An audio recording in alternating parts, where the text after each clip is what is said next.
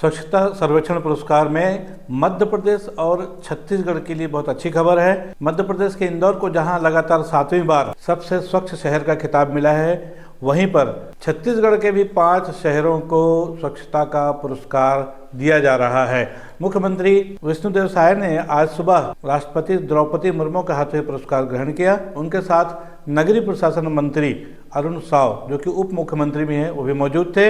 आपको बता दें कि छत्तीसगढ़ के जिन शहरों को स्वच्छता के नाम से पुरस्कार मिला है, उनमें रायपुर के अलावा पाटन और कुम्हारी, महासमुंद, आरंग शामिल है। और देखा जाए तो छत्तीसगढ़ के लिए बहुत गौरव की बात है, मध्य प्रदेश के साथ साथ उनके 5 शहरों को ये पुरस्कार मिला है। आपको बताते चले, इंदौर के साथ साथ सूरत को भी पहले नंबर के शहर का पुरस्कार मिला हुआ है। लेकिन इंदौर का महत्व इसलिए महत्वपूर्ण बन जाता है क्योंकि वो लगातार 7वीं बार इस पुरस्कार को ग्रहण कर रहे हैं। उनके साथ साथ एक खास बात ये भी है कि वहाँ पर जिस ढंग से कचरे को रिसाइकिल करके उसका उपयोग किया जाता है, जिस तरह से वहाँ पर तमाम साफ सफाई की सिस्टम विधियों को लोग क्रियान्वित करते हैं, वो एक पूरे देश में एक मिसाल है। मध्य प्रदेश के मुख्यमंत्री मोहन यादव और कैलाश विजयवर्गीय ने ये पुरस्कार ग्रहण किया। छत्तीसगढ़ के सभी वासियों को स्वच्छता पुरस्कार मिलने पर बहुत बहुत बधाई। स्वच्छता सर्वेक्षण अभियान के तहत जबकि पुरस्कार वितरण आज जो हुआ, आज सुबह राष्ट्रपति द्रौपदी मुर्मू ने मंडपम में इस बड़े आयोजन की शुरुआत की और अपने हाथों से सभी राज्यों के जो विजेता शहरों के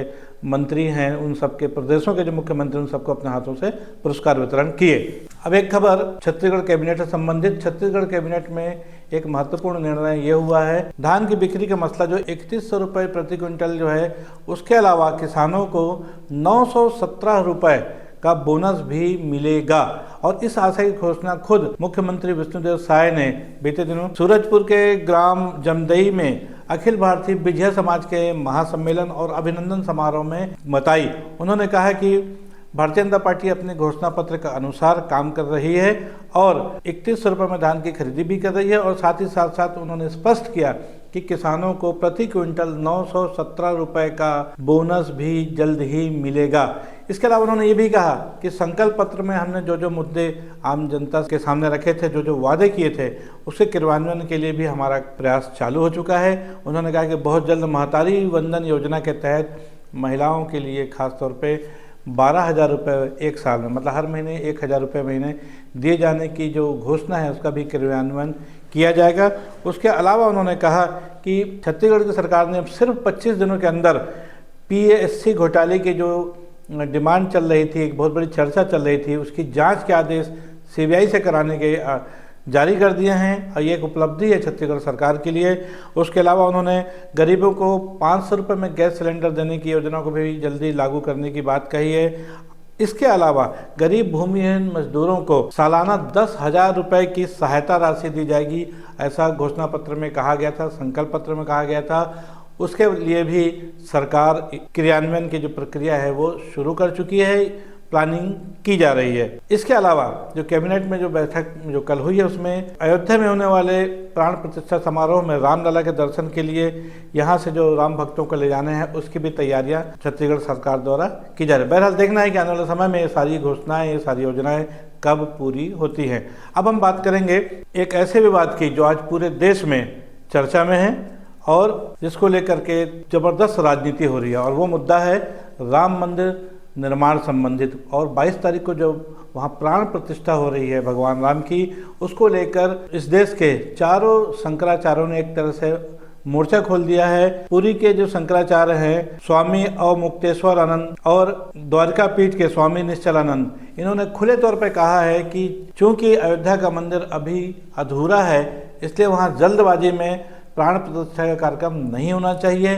कायदे से। और इसीलिए उन्होंने ये कहा है कि वे इस आयोजन में, जबकि उनको निमंत्रण दिया जा चुका है, वो शामिल नहीं होंगे। ये बहुत बड़ी खबर है। अभी तक जो था वो उसमें सिर्फ कांग्रेस, CPM तथा अन्य राजनीतिक दल इसका बहिष्कार कर रहे थे, जिसमें समाजवादी पार्टी, ममता बनर्जी की TMC और अन्य जो राजनीतिक दल हैं जो इंडिया गठबंधन जुड़े हुए, सब उसका विरोध कर रहे थे। लेकिन अब अचानक जिस तरह से 2 शंकराचार्य, उन्होंने स्पष्ट तौर पे कहा है और उन्होंने ये भी कहा है कि हम चारों शंकराचार्य वहाँ पर नहीं जाएंगे क्योंकि वहाँ पर अभी फिलहाल मंदिर अधूरा है और अधूरे मंदिर में प्राण प्रतिष्ठा नहीं की जानी चाहिए। और उन्होंने ये भी कहा कि जिस तरह से कार्यक्रम हो रहे हैं उसमें उन्होंने चंपत राव जो कि महासचिव हैं वहाँ पर आयोजन समिति के, उनका इस्तीफा भी मांगा है। उन्होंने कहा कि इन लोगों को इस्तीफा दे देना चाहिए, क्योंकि ट्रस्ट के महासचिव चंपत राव ने कहा था कि अगर शंकराचार्य नहीं भी आते हैं तो भी कोई बात नहीं, क्योंकि वैसे भी आयोजन रामानंद संप्रदाय का है। तो इसको लेकर के भी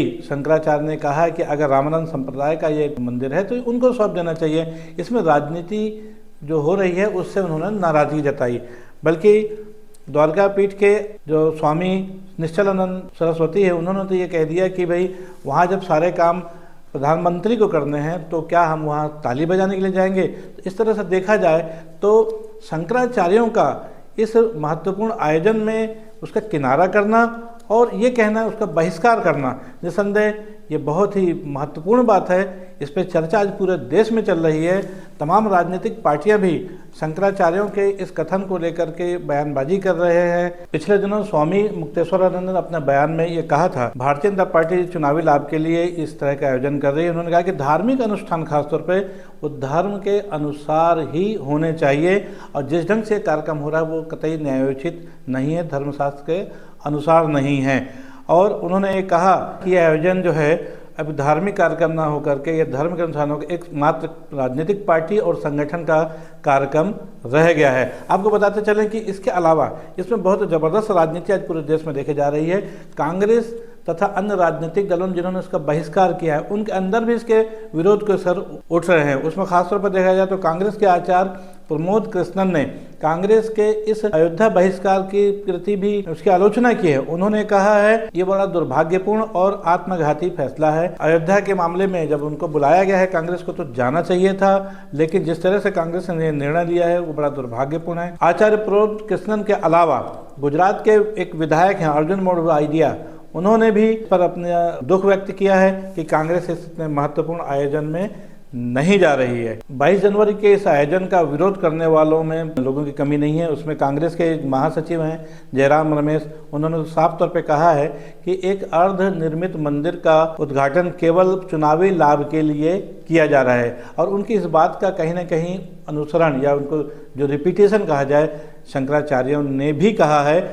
एक बात और, राजनीति की बात हम कर रहे हैं, राजनीति में एक चर्चा और चल रही है कि इस पूरे मामले के जो जनक हैं पूर्व उप प्रधानमंत्री लाल कृष्ण आडवाणी, जिन्होंने 1991 में जो रथ यात्रा निकाली थी, जो इसके जनक है कहा जाए, आज उनकी उम्र 96 साल है। उनको हालांकि निमंत्रण तो दिया गया है, लेकिन साथ ही साथ ये भी कह दिया गया कि आपकी उम्र ज़्यादा हो गई है इसलिए आप ना आएँ।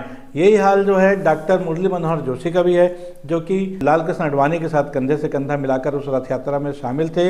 वो भी 90 के आसपास पहुंच चुके हैं। उनको भी निमंत्रण तो दिया गया है, लेकिन साथ ही साथ ये भी कह दिया गया है कि वो भी इस कार्यक्रम में ना आए तो बेहतर है। तो कुल मिला के देखा जाए तो ये ऐसा लग रहा है, जो आरोप दूसरी राजनीतिक पार्टियां जो लगा रही हैं और खुद शंकराचार्य भी लगा रहे हैं, उसमें यह कि टोटल कार्यक्रम ये प्रधानमंत्री नरेंद्र मोदी, मुख्यमंत्री योगी, आरएसएस और भारतीय जनता पार्टी, ये इन लोगों का है। इसलिए ये इसमें पूरी तरह राजनीति हो रही है, जो कि नहीं होना चाहिए।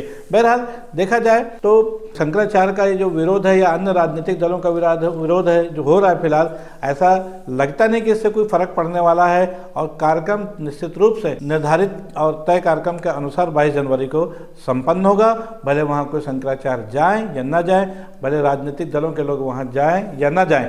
राजनीतिक दलों से जुड़े हुए लोगों का ये भी कहना है कि अगर ये धार्मिक कार्यक्रम होना था तो वहाँ पर प्रधानमंत्री नरेंद्र मोदी का ही उद्बोधन क्यों।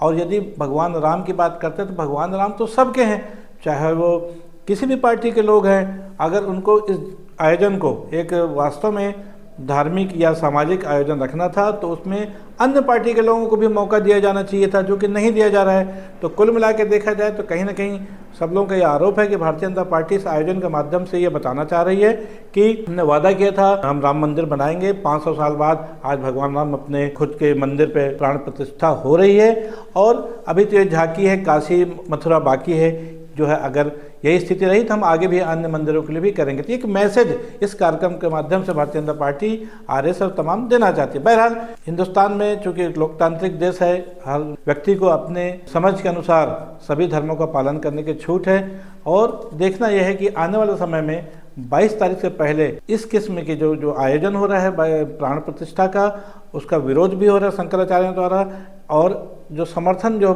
कर रहे हैं कई जो राजनीतिक दल है, जिसमें कांग्रेस से जुड़े हुए भी कुछ लोग हैं, और आगे इसमें कितने रंग देखने को मिलते हैं। बहरहाल हम सबको इंतजार है 22 जनवरी का, और तब तक निश्चित रूप से ये मुद्दा और गर्म होगा। दोस्तों नमस्कार, मैं हूं बीडी निजामी और आप देख रहे हैं न्यूज़ 220। आज के लिए तो बस इतना ही। हमारी ये खबरें आपको कैसी लगी, इस पर अपनी राय अवश्य दें, और हमारी खबर को लाइक करें, हमारे चैनल को सब्सक्राइब करें। कल फिर मिलेंगे किसी नई खबर के साथ, तब तक के लिए दीजिए इजाज़त। जय हिंद, जय भारत, जय छत्तीसगढ़।